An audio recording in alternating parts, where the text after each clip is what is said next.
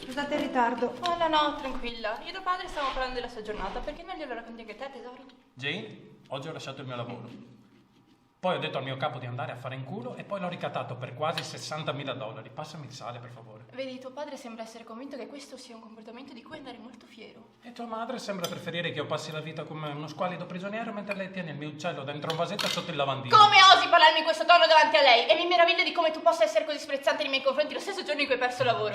Non l'ho perso, non è mica puff. Dove è svanito il lavoro? L'ho lasciato. Qualcuno mi E passa il sale. volevo ringraziarti per sottopormi un'ulteriore pressione. Sono la sola a portare il pane in casa. Ho un altro lavoro. Ah, ma non fermiamoci a pensare che dovrà pagare il mutuo. Lasciare tutto in mano a Carol. Vuol dire che ci penserai te, Carol? Sì, davvero, non mi pesa. Ci penserò tutto io. Tuo marito pensa di dover lasciare il lavoro e a te non Qualcuno dispiace. potrebbe passarmi con gli asparagi del cazzo? No, io non ci voglio entrare. Siediti!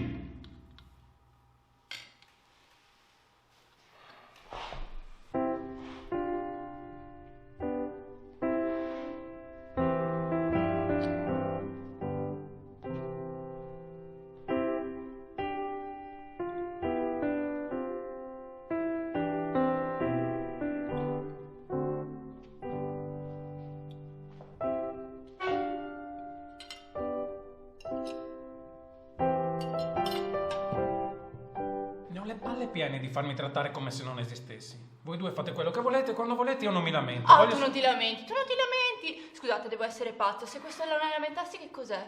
Sì, dai, prendiamo un risotometro e vediamo quanto fai ridere con questa cazzo di battuta di merda. Non interrompermi, tesoro.